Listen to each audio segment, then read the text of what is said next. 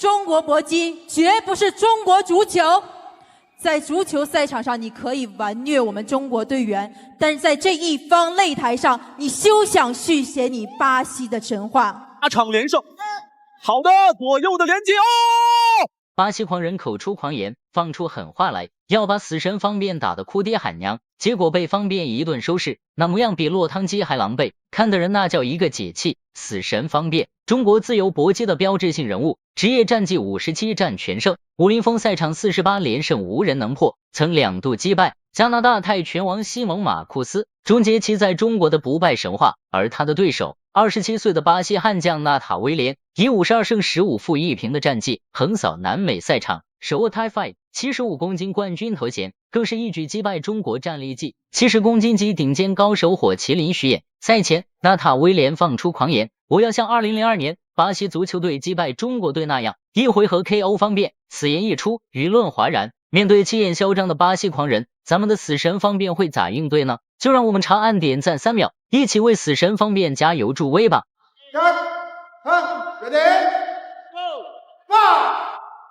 观众朋友大家好，这里是大卫尊武天下世界搏击争霸赛的比赛现场。比赛铃声一响，红方选手咱们的中国死神方便闪亮登场，蓝方选手则是巴西的纳塔威廉。嘿，你猜怎么着？赛前还狂的没边的威廉，一上场就像被施了魔法，瞬间变成了乖乖仔，小心翼翼的朝着方便发起试探性进攻，那模样就像在跟一个随时会爆炸的定时炸弹过招，生怕一不小心就被炸得粉身碎骨。再看看咱们的死神方便，那状态简直就像打了鸡血一样，斗志昂扬的像个超级战士，他步伐灵活的就像在跳最炫的街舞，左一步右一步，魔性则为把威廉绕得晕头转向，不断给威廉制造麻烦，仿佛在宣告，嘿小子，这片擂台我才是老大，给他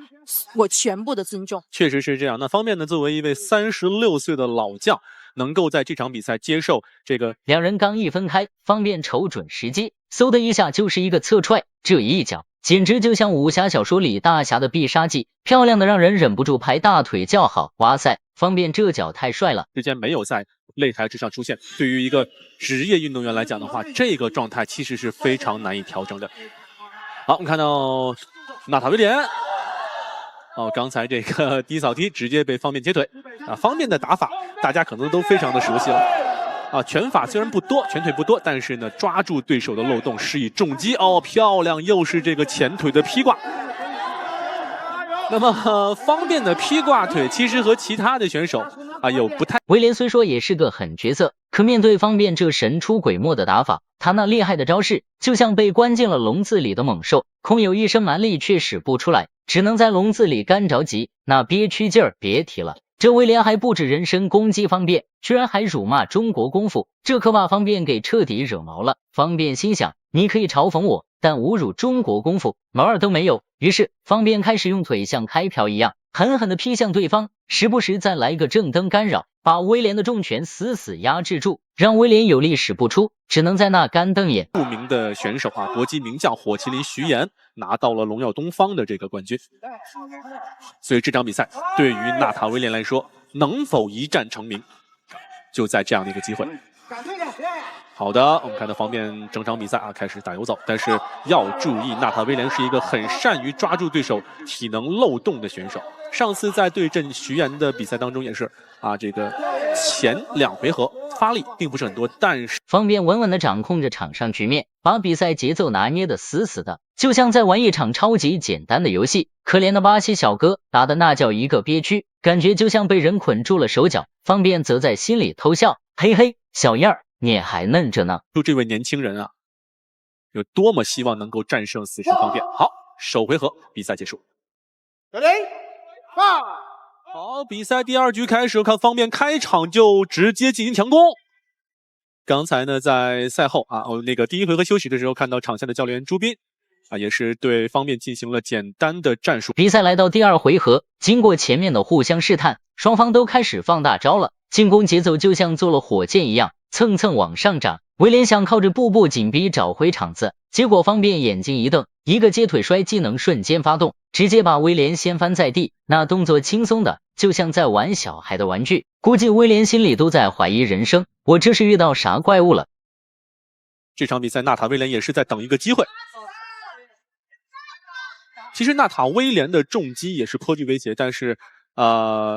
美中不足的是他在比赛的节奏和整个连击上会稍稍的有一点点的问题。好的，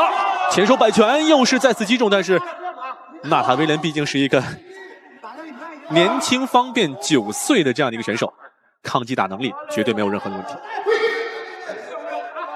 好，推下巴，这个简单的动作应该是在范围之内。比赛进行到中段，方便的搂抱技能开始疯狂输出，这一招可太妙了，直接把对手的进攻节奏搅得乱七八糟，就像把一团乱麻扔进了搅拌机。而且方便只要找到机会，就会来一波拳法反击，上勾拳、直拳、摆拳，各种拳法切换自如，打得灵活多变，就像一个技艺高超的魔术师。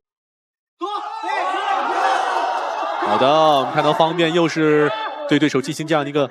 拳法的连击。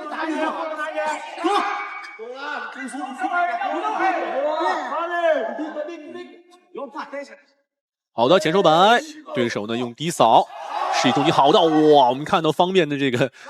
跳膝呀，真的是飞得很高。看来将近2年的时间内，方便并没有荒废自己的技术。哦，纳塔威廉的袭击势大力沉。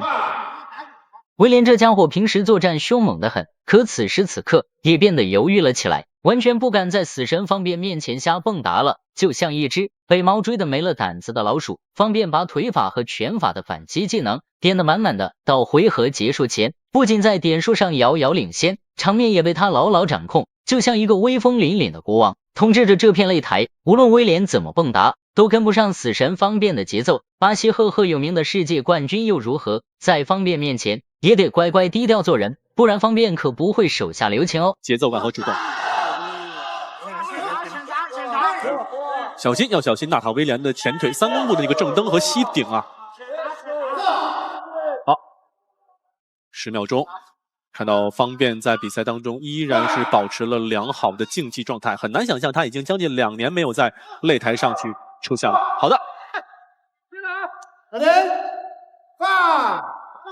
好，接下来进行的比赛来到第3回合，方便开启狂暴模式，一阵猛烈的组合拳进攻，就像暴风雨一样朝着威廉砸过去。在这凌厉的拳法攻势下，威廉直接被逼到了边绳，然后砰的一声被击倒在地，开始读秒。这一下现场观众都沸腾了，那欢呼声简直能把屋顶掀翻。不过这威廉的抗击打能力还真不是盖的，就像打不死的小强，晃晃悠悠的又站了起来，继续战斗。可站起来又能怎样呢？他大势已去，方便可不会给他喘息的机会，又是快速2记劈挂腿，这腿法快得像闪电，可惜没给对手造成实质性的伤害。但方便一点也不慌，马上开启他擅长的游走战术，一边灵活走位，一边用前手刺拳和摆拳不断骚扰威廉，就像一只灵活的小猴子，在对手身边上蹿下跳，时不时给对方来上一拳，把威廉折腾得够呛。是将近2年没有打比赛的选手，所以这就证明我没有说谎，真的方便每一天都在特别刻苦的在训练，带着队员训练。是这样的，是的。哇，刚刚问东尼去哪了，其实东尼去呐喊了。没错没错，东尼因为今天很辛苦，要主持，要去做今天的解说。哇，现在方便已经打出了火气，没错，漂亮一个飞膝。不着急，现在接下来的话应该是稳住自己的节奏。如果按照这样的一个方式来看的话，我觉得方便拿下今天的比赛应该是问题不大的。当然啊，比赛不到最后一刻，不能这样说。哎，前手刺拳对，不断刺，对。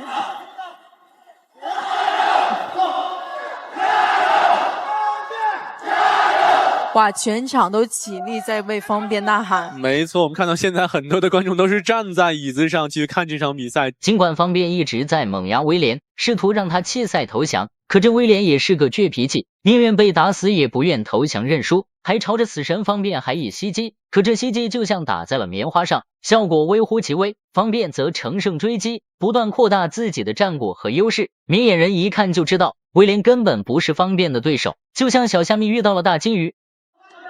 一扫，最后1分钟，好的，哎呦，好危险呀！